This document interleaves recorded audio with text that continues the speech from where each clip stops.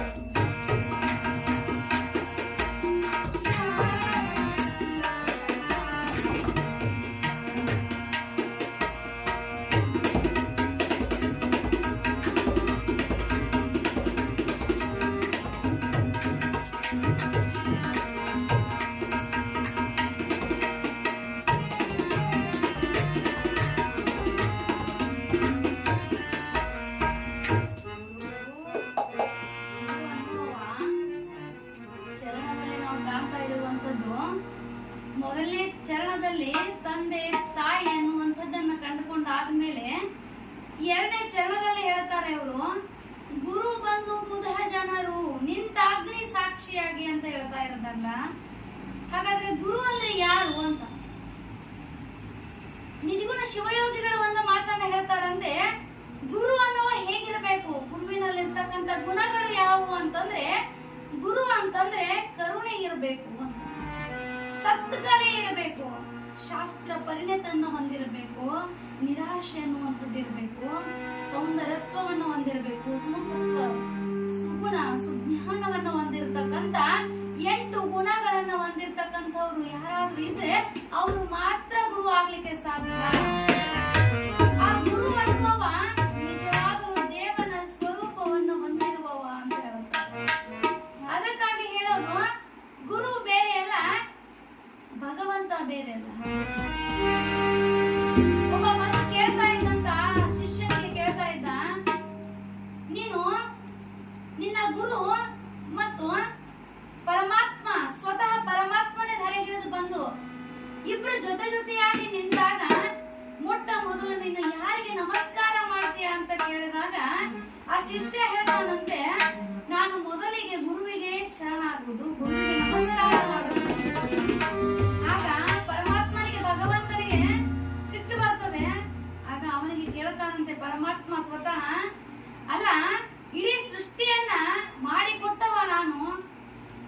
ಜಗತ್ತನ್ನ ತೋರಿಸಿದವ ನಾನು, ಈ ಎಲ್ಲ ಬೆಳಕನ್ನ ಕೊಟ್ಟವ ನಾನು. ಮೊದಲಿಗೆ ನನಗ ನಮಸ್ಕಾರ ಮಾಡದೆ ಇರುವ ನೀನು ಗುರುವಿಗೆ ನಮಸ್ಕಾರ ಮಾಡ್ತಿಲ್ಲ ಯಾಕೆ ಅಂತ. ಆಗ ಆ ಶಿಷ್ಯ ಹೇಳ್ತಾನಂತೆ, ಪರಮಾತ್ಮ ಭಗವಂತ ನಿರಾಕಾರ ನಿರ್ಗುಣ ಪರಮಾತ್ಮ, ನೀನು ಬೈಬೇಡ, ಸಿಟ್ಟಿಗೆ ಬರಬೇಡ. ಮೊದಲಿಗೆ ನನ್ನ ಗುರುವಿಗೆ ಯಾಕೆ ನಾನು ನಮಸ್ಕಾರ ಮಾಡಬೇಕು ಅಂತಂದ್ರೆ, ನಾನು ಅಜ್ಞಾನಿ, ನನ್ನಲ್ಲಿ ಕತ್ತಲೆ ತುಂಬಿಕೊಂಡಿತ್ತು, ಅಂಧಕಾರದಲ್ಲಿ ಮುಳುಗಿದ್ದೆ. ಆ ಎಲ್ಲ ಕತ್ತಲೆಯನ್ನ ಹೊಡೆದೋಡಿಸಿ ಅಜ್ಞಾನದ ಅಂಧಕಾರವನ್ನ ತೊಲಗಿಸಿ ನನ್ನನ್ನ ಸುಜ್ಞಾನದತ್ತ ಸರಿದಾರಿಯತ್ತ ಮಾರ್ಗದರ್ಶನ ಮಾಡಿ ನನ್ನನ್ನ ಭಗವಂತನ ರೂಪವನ್ನ ತೋರಿಸಿದವ ನೀನು ಹೀಗೆ ಇದೆಯಾ ಅಂತ ಕೊಟ್ಟವ ಯಾರು? ಆದ ಕಾರಣ ಮೊದಲು ನಾನು ಗುರುವಿಗೆ ನಮಸ್ಕಾರ ಮಾಡ್ತೀನಿ. ಅದಕ್ಕಾಗಿ ಹೇಳೋದು, ಗುರು ಅಂತಂದ್ರೆ ಯಾರು? ಶಿಷ್ಯನನ್ನ ಸೇವಕನನ್ನಾಗಿ ಮಾಡಿಕೊಳ್ಳುವವ ಅಲ್ಲ, ಶಿಷ್ಯನನ್ನ ತನ್ನಂತೆ ಮಾಡಿಕೊಂಡು ಉತ್ತಮ ಮಾರ್ಗದರ್ಶನ ಮಾಡುವವ ಗುರು ಅಂತ ಹೇಳ್ತಾರೆ. ಅವ ಗುರು ಆಗ್ತಾನಲ್ಲ. ಅದಕ್ಕಾಗಿ ಹೇಳ್ತಾರೆ, guru is not only help us in our life in a spiritual journey ಅಂತ ಹೇಳ್ತಾರೆ. not only spiritual journey, he is help your household life also ಅಂತ ಹೇಳ್ತಾರೆ. ನಿಜವಾಗ್ಲೂ ನಾವು ಅರ್ಥ ಮಾಡ್ಕೊಳ್ಬೇಕು, ಇಡೀ ಬದುಕಿನುದ್ದಕ್ಕೂ ಇಡೀ ಜೀವನದುದ್ದಕ್ಕೂ ಗುರು ನಮಗ ಕರುಣೆ ತೋರಿಸಿ ತಂದೆ ತಾಯಿಯ ರೂಪದಲ್ಲಿ ನಿಂತುಕೊಂಡು ನಮಗೆ ತಪ್ಪಾದಾಗ ತಪ್ಪಿನ ದಾರಿಯಲ್ಲಿ ಹೋಗ್ತಾ ಇರಬೇಕಾದ್ರೆ ಅದು ತಪ್ಪು, ನೀ ಈ ದಾರಿಗೆ ಹೋಗುವಂತ ಸರಿ ದಾರಿಯನ್ನ ತೋರಿಸುವವ ಗುರುವಾಗಿ ಬಿಡ್ತಾನಲ್ಲ. ನಿಜವಾಗ್ಲೂ ಅಂಥ ಗುರು, ಅಂಥ ಪರಮಾತ್ಮ, ಅಂತ ದೇವರ ಸ್ವರೂಪವನ್ನ ಹೊಂದಿರತಕ್ಕಂಥವ ಒಂದು ಮಾತನ್ನ ಹೇಳ್ತಾರಂತೆ, 3 ಲಿಂಗಕ್ಕೆ ಮೂಲ ಸ್ವರೂಪವಾದಾತ ಗುರು ಅಂತ. ಆ 3 ಲಿಂಗಗಳು ಯಾವುವು? ಇಷ್ಟಲಿಂಗ, ಭಾವಲಿಂಗ, ಪ್ರಾಣಲಿಂಗ. ಆ 3 ಲಿಂಗಕ್ಕೆ ಮೂಲ ಸೂತ್ರವಾದಾತ ಗುರು ಅಂತ. ಅದೇ ತೆರನಾಗಿ ಹೇಳುವಂತದ್ದು 3 ವಿದ್ಯೆಗೆ ವಿದ್ಯೆಯ ರೂಪವಾದಾತ ಗುರು ಅಂತ. ಹಾಗಾದ್ರೆ ಆ 3 ವಿದ್ಯೆಗಳು ಯಾವುವು ಅಂತಂದ್ರೆ ವಿರಾಗ, ಭಕ್ತಿ, ಜ್ಞಾನ ಅಂತ. ಅದನ್ನ ಬಿಟ್ಟು ಇನ್ನೊಂದು ವಿಶೇಷವಾಗಿರ್ತಕ್ಕಂಥ ಒಂದು ಮಾತನ್ನ ಹೇಳ್ತಾರಂತೆ, ಪ್ರಪಂಚವನ್ನ ಹೊತ್ತುಕೊಂಡವ ಅಂದ್ರೆ ನಾವೆಲ್ಲ ಮಾಯೆ ಅಂತಕ್ಕಂಥ ಪ್ರಪಂಚದಲ್ಲಿ ಬಿದ್ದು ಹೊರಳಾಡ್ತಾ ಇರ್ತೇವಲ್ಲ, ಆ ಒಂದು ಹೊತ್ತಿರ್ತಕ್ಕಂಥ ಈ ಪ್ರಪಂಚವನ್ನ ಎಲ್ಲವನ್ನ ತೊಲಗಿಸಿ ದೂರ ಸರಿಸಿ ಆ ರೂಪವನ್ನ ತೊರೆದು ನಿಜವಾದ ಪರಮಾತ್ಮನ ರೂಪವನ್ನು ಯಾರು ತಾಳಿದಾರಲ್ಲ ಅವನು ಗುರು ಅಂತ. ಈ ಪ್ರಪಂಚ ಬರೀ ತೋರಿಕೆ, ಇದು ಬದಿಗೆ ಇರುವಂತದ್ದು. ಇದನ್ನ ಎಲ್ಲವನ್ನ ಮಾಯಾ ಪ್ರಪಂಚವನ್ನ ದೂರ ಸರಿಸಿ ಇಲ್ಲಿ ಪರಮಾತ್ಮನಿದ್ದಾನೆ, ಭಗವಂತನ ಸೇವೆಯನ್ನ ಮಾಡುವಂತಕ್ಕಂಥದ್ದನ್ನ ತೋರಿಸಿಕೊಡ್ತಾರಲ್ಲ ಅವರು ಗುರು ಅಂತ ಹೇಳ್ತಾ ಇದ್ದಾರಲ್ಲ.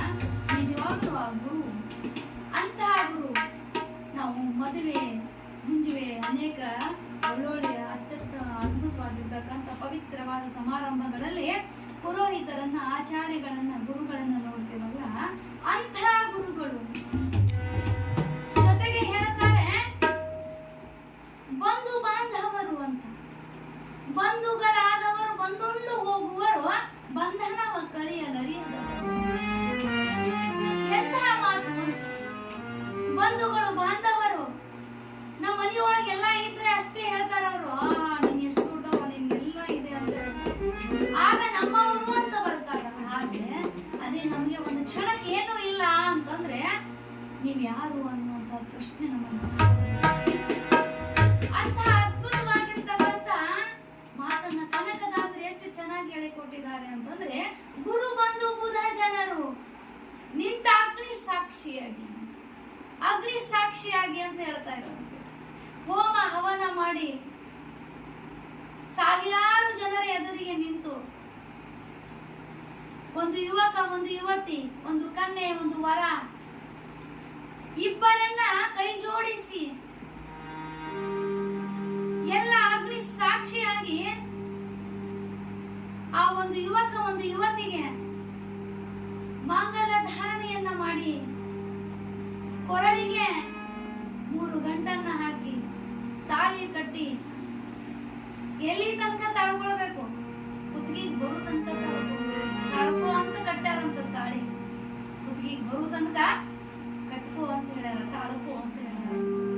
ಅಂತಹ ತಾಳಿಯನ್ನ, ಅಂತ ಮಾಂಗಲ್ಯ ಧಾರಣೆನ, ಅಂತ ಮಂಗಳ ಸೂತ್ರವನ್ನ ಗುರುವಿನ ಸನ್ನಿಧಾನದಲ್ಲಿ ಬಂಧು ಬಾಂಧವರ ಎದುರಿಗೆ, ಸಾವಿರಾರ ಜನರ ಕಣ್ಣೆದುರಿಗೆ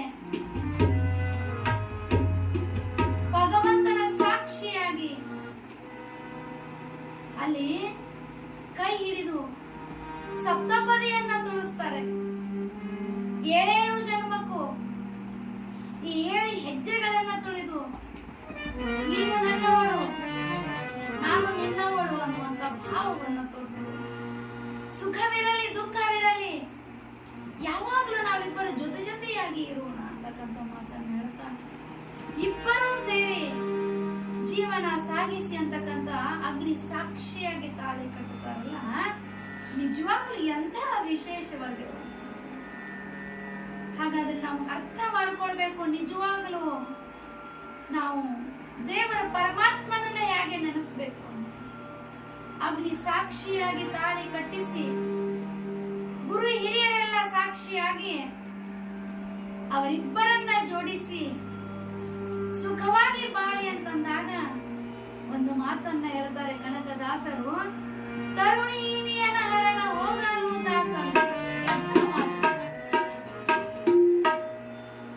ಆಯ್ತು. ಇರುವಷ್ಟು ದಿನ ಇದ್ದಾದ ಮೇಲೆ ಪ್ರೀತಿ ಪ್ರೇಮ ಕರುಣೆ ಎಲ್ಲ ಹೋಯ್ತು.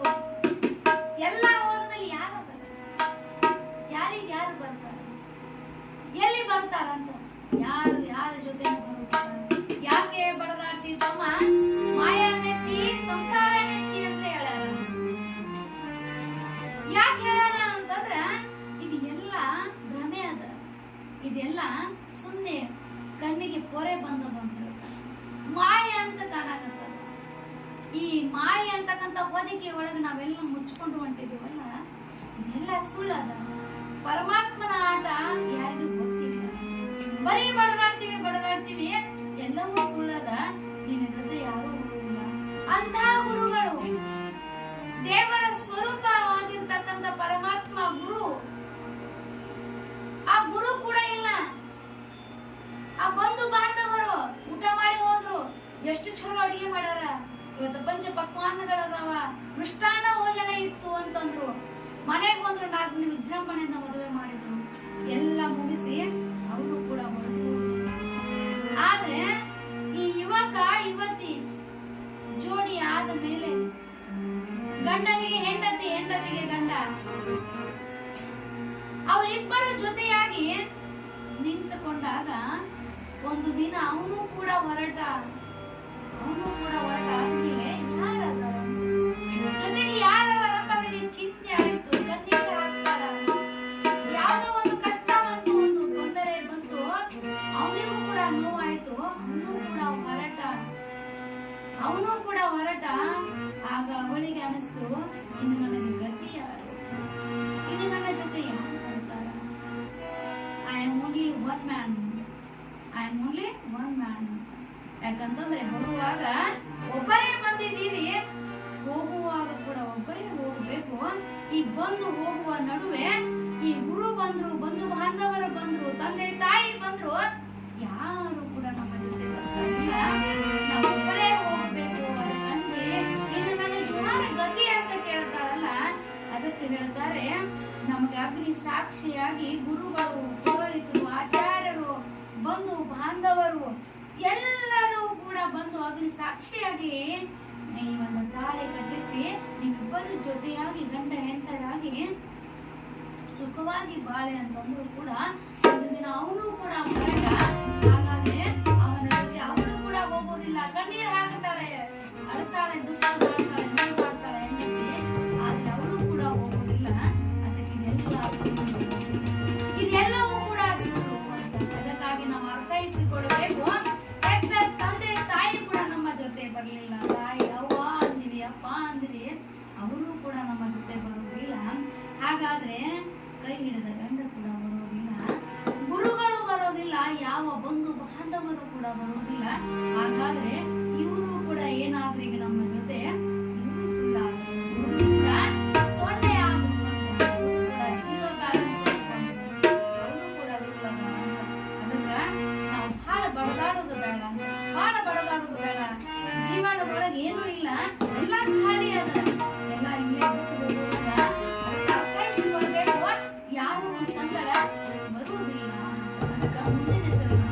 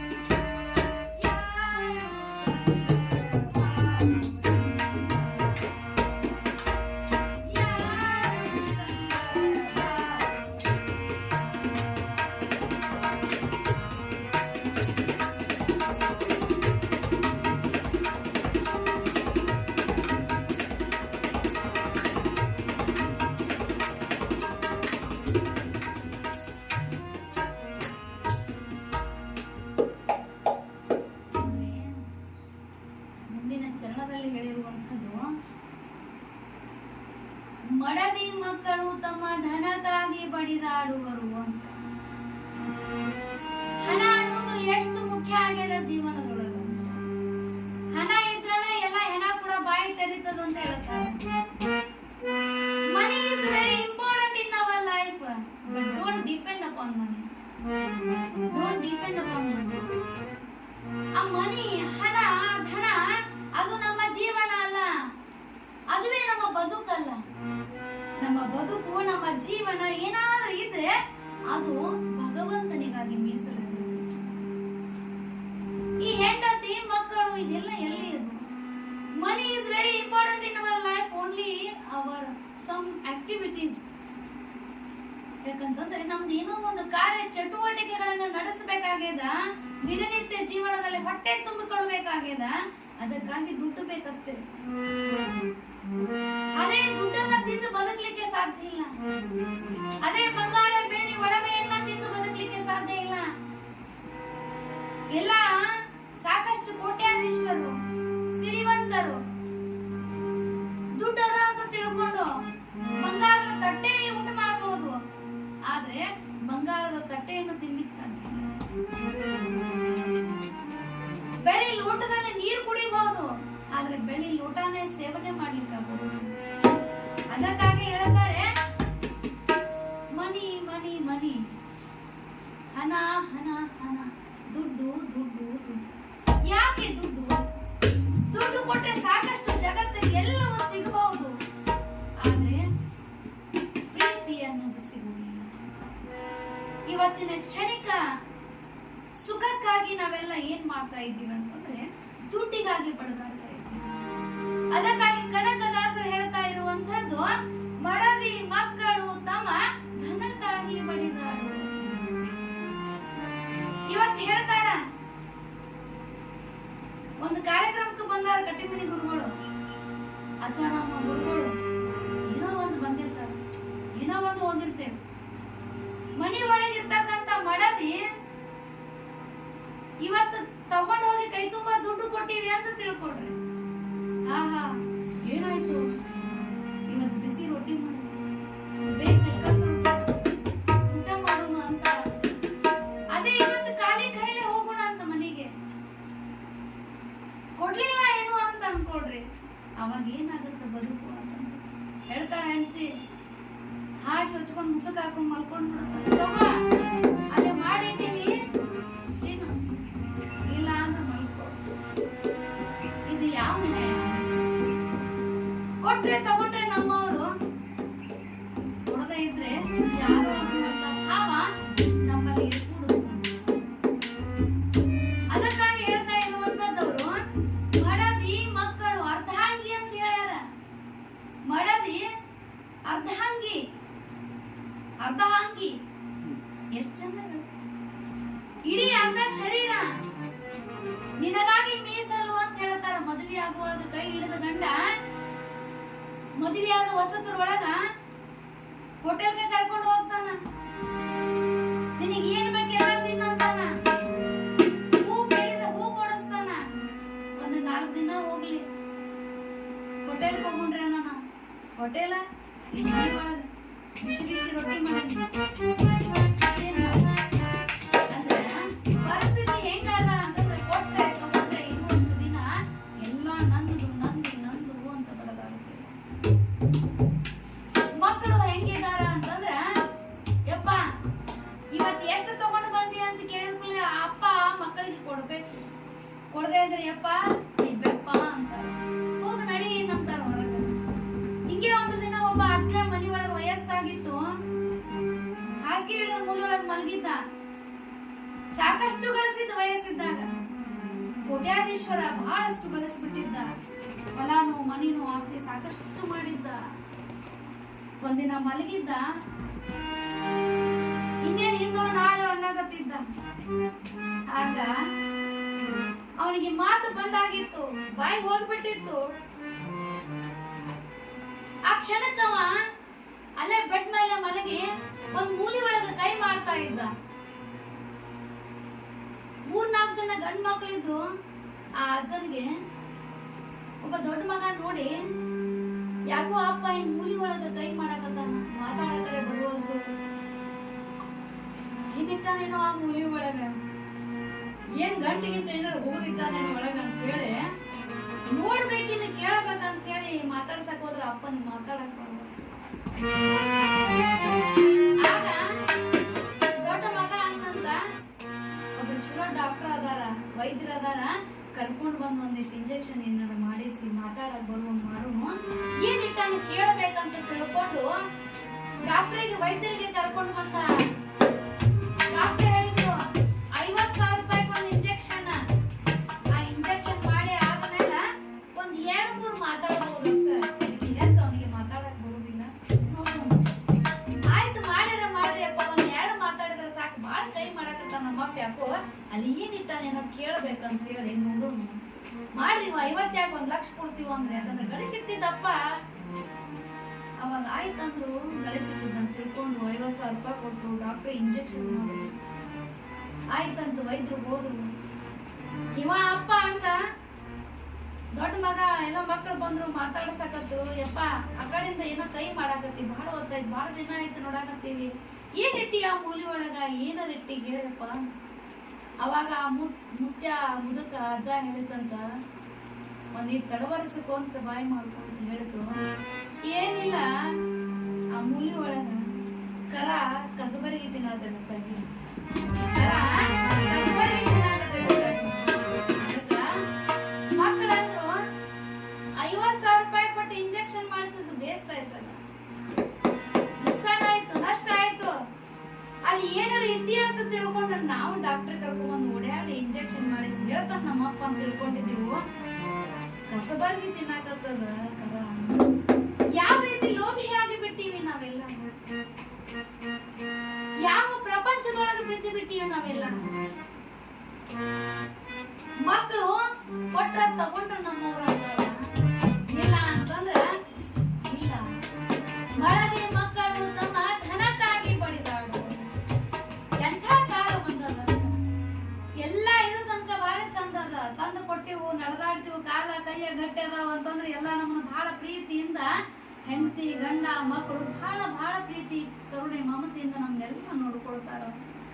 ಆದ್ರೆ ಅದೇ ಒಂದು ಕ್ಷಣಕ್ಕೆ ಎಲ್ಲ ನಿಂತು ಹೋಯ್ತು ಅಂತಂದ್ರ ಇವ ಯಾವಾಗ ಪೊಕ್ಕಣ ಯಾವಾಗ ಅಂತಾರ.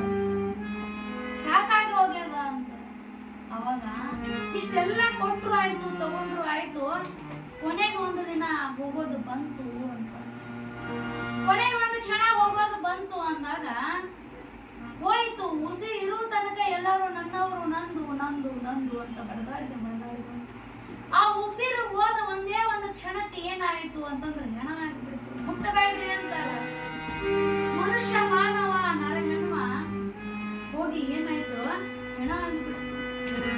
ಮುಟ್ಟಬೇಡ್ರಿ ಅಂತಾರ, ಮೈಲಿಗೆ ಆಗ್ತದ ಅಂತಾರ, ಸೂತಕ ಬರ್ತದ ಅಂತಾರ, ಹತ್ತು ಕರೀತಾರ, ಸಾಕಾಯ್ತು, ಹತ್ತು ಹತ್ತು ಸಾಕಾಯ್ತು, ಸಾಕಿನ ಬಹಳ ಸಮಯ ಆಗ್ಯದ, ತಗೊಂಡ್ ಹೋಗಿ ಮುಗಿಸ್ರಿ ಅಂತಾರ. ಅನುಮಾನವೇಕೆ ಅಂತ, ಈ ಜೀವ ತೊಲಗಿದ ಕ್ಷಣ ಅಂತ ಹೇಳಾಕತ್ತಾರ. ಈ ಜೀವ ಹೋದ್ಮೇಲೆ ಏನದ ಅಂತ, ಏನೇನು ಇಲ್ಲ. ಜೀವನದೊಳಗ ಎಲ್ಲವೂ ನಶ್ವರ, ಎಲ್ಲವೂ ಶೂನ್ಯ, ಯಾವುದು ಕೂಡ ನಮ್ಮ ಜೊತೆ ಬರೋದಿಲ್ಲ. ಅದಕ್ಕೆ ಗಡ್ಕೊಳ ಮಡಿವಾಳಪ್ಪನವರು ಒಂದು ಮಾತನ್ನ ಹೇಳ್ತಾರ, ಈ ಹೆಂಡತಿ ಮಕ್ಕಳು ಎಲ್ಲಿಂದ ಬಂದ್ರು, ಹುಟ್ಟುವಾಗ ಎಲ್ಲಿದ್ರು, ಗಂಡ ಹೆಂಡತಿ ಮಕ್ಕಳು ಸಿರಿ ಸಂಪತ್ತು ಹುಟ್ಟುವಾಗ ಎಲ್ಲಿತ್ತು, ನಟ್ಟ ನಡುವ ಗಂಟ ಬಿತ್ತು ಅಂತ. ಈ ಸಿರಿ ಸಂಪತ್ತು, ಗಂಡ ಹೆಂಡತಿ ಮಕ್ಕಳು ಇವೆಲ್ಲ ಎಲ್ಲಿತ್ತು ಹುಟ್ಟುವಾಗ? ಇಲ್ಲ, ಇವೆಲ್ಲ ಎಲ್ಲಿ ಗಂಟೆ ಬಿದ್ದಾರ? ನಟ್ಟ ನಡುವ ಗಂಟೆ ಬಿದ್ದ. ಕುಂತುಕೊಂಡು ನೋಡು, ಒಂದು ಸಲ ವಿಚಾರ ಮಾಡ ಅಂತ ಹೇಳ್ತಾರ. ವಿಚಾರ ಮಾಡ, ಕುಂತ್ಕೊಂಡ ವಿಚಾರ ಮಾಡು. ಇವರೆಲ್ಲ ನಡು ಬಂದಾರ, ಇವರು ಮಧ್ಯದೊಳಗ ಬಂದಾರ, ಇವರು ಇವೆಲ್ಲ ಬಂದಾರ ಅಂತಂದ್ರ ಇವೆಲ್ಲ ಇಲ್ಲೇ ಬಿಟ್ಟು ಹೋಗೋದಾರ. ಅದಕ್ಕ ಹಾಳದ್ರ ಬಗ್ಗೆ ತಲೆ ಕೆಡಿಸ್ಕೊಳಕ್ ಹೋಗ್ಬೇಡ. ನಿನ್ನ ಜೊತೆ ಯಾರೂ ಹೋಗುದಿಲ್ಲ. ನೀ ಒಂಟಿ ಅಂದ್ರ ನಿನ್ನಷ್ಟಕ್ಕೆ ನೀನೇ ಹೋಗು, ನಿನ್ನಷ್ಟಕ್ಕೆ ನೀನೇ ಇರು. ನೀನ್ ಹೋದ್ಮೇಲೆ ನಿನಗ ಕಣ್ಣೀರ್ ಹಾಕ್ತಾರ, ನಿನಗ ಎಲ್ಲಿ ತನಕ ಬರ್ತಾರ ಅಂತಂದ್ರ ಸ್ಮಶಾನ ತನಕ ಬರ್ತಾರ. ಕೊನೆಗಾಲಕ್ಕೆ ನೀ ಒಂಟಿ ಅಂತಂದ್ರ ಎಲ್ಲಿ ತನಕ ಬರ್ತಾರ? ಮನ ಕೊಡಕ್ ಬರ್ತಾರ, ಅಲ್ಲಿ ತನಕ ಬಂದು ಕುನಿ ತನಕ ಬರ್ತಾರ, ಮನ ಮುಚ್ಚೋ ತನಕ ಬರ್ತಾರ. ಆದ್ರ ಮನ ಮೂರಿಣಿ ಹಾಕ್ರಲೆ ಅಂತಾರ. ಎಲ್ಲ ಹಾಕುತ್ತೀವಿ, ಮಣ್ಣ ಹಾಕಿ ಮುಚ್ಚಿ ಕಣ್ಣೀರು ಹಾಕಿ 3 ದಿನ 4 ದಿನ 5 ದಿನ ಕಣ್ಣೀರು ಹಾಕ್ತಾರ. ಅಂದ್ರ ಏನೋ ಒಂದಿಷ್ಟು ಸ್ವಲ್ಪ ದುಃಖ ಆಗ್ತದ, ಆದ್ರೂ ಕೂಡ ಎಲ್ಲ ಮಾಚಿ ಬಿಡ್ತೇವೆ. ಅದಕ್ಕ ಮುನ್ನೊಂದು ವಾರಗಳಿಗೆ ಹೋಯ್ತು. ಉಸಿರು ನಿಂತ ಮೇಲೆ ಯಾರಿಗೆ ಯಾರು ಕೂಡ ಇಲ್ಲ, ಎಲ್ಲವೂ ಕೂಡ ಶೂನ್ಯದ. ಯಾವ ಅರ್ಧ ಅಂಗಿನೂ ಬರುದಿಲ್ಲ, ಪೂರ್ಣ ಅಂಗಿನೂ ಬರುದಿಲ್ಲ, ಎಲ್ಲ ಖಾಲಿ ಅದ, ಎಲ್ಲವೂ ಖಾಲಿ ಅದ. ಅದಕ್ಕಾಗಿ ಹೇಳತಾರ, ಏನೈತಿ ಜೀವನದಾಗ ಹೋಗೋದೈತಿ ಮಣ್ಣಾಗ, ಏನೈತಿ ಏನೇನು ಇಲ್ಲ. ಹೌದಾ? ಏನೈತಿ ಜೀವನದಾಗ ಏನೇನು ಇಲ್ಲ. ನಾವೆಲ್ಲಿ ಕುಂಡಿರ್ತೀವಿ ಅಂದ್ರ ಜಂತಿಲ್ಲದ ಮನ್ಯಾಗ ಚಿಂತಿಲ್ಲದಂಗ ಕುಂಡಿರ್ತೀವ, ಜಂತಿಲ್ಲದ ಮನ್ಯಾಗ ಚಿಂತಿಲ್ಲದಂಗ ಕುಂಡಿರ್ತೀವಂತ. ಅದಕ್ಕೆಲ್ಲ ಇಲ್ಲೇ ಬಿಟ್ಟು ಹೋಗೋದದ. ನಮ್ಮ ಜೊತೆ ದುಡ್ಡು ಬರೋದಿಲ್ಲ, ಯಾರು ಹೆಣ್ಣರು ಬರೋದಿಲ್ಲ, ಗಂಡು ಬರೋದಿಲ್ಲ, ಮಕ್ಕಳು ಬರೋದಿಲ್ಲ, ಮಿತ್ರ ಬಾಂಧವರು ಬರೋದಿಲ್ಲ, ಗುರುಗಳು ಬರೋದಿಲ್ಲ, ಹೆತ್ತ ತಂದೆ ತಾಯಿ ಕೂಡ ಬರೋದಿಲ್ಲ. ಎಲ್ಲವೂ ಕೂಡ ಸುಳ್ಳದ. ಇಷ್ಟೆಲ್ಲ ಗೊತ್ತಿದ್ದು ನಾವೇನ್ ಮಾಡಾಕತ್ತೀವಿ, ಮತ್ತ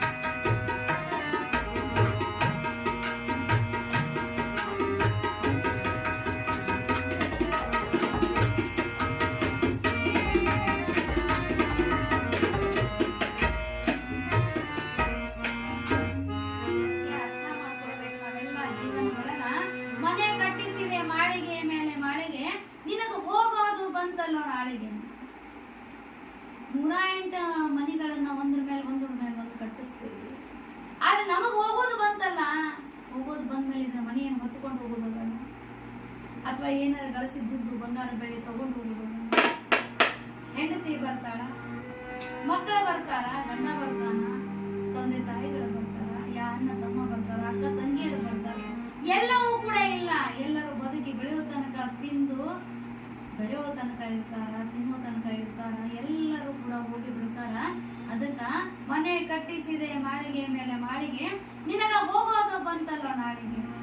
ನಿನಗ ಒಯ್ಲಾಕ ಮಾಡ್ತಾರ ಹರಕ ಕೌದಿ ರಗಟಿಯ ಜೋಳಿಗೆ, ನಿನ್ನ ಇಟ್ಟು ಬಂದು ಉಣ್ಣುತ್ತಾರ ಪೂರಣದ ಹೋಳಿಗೆ.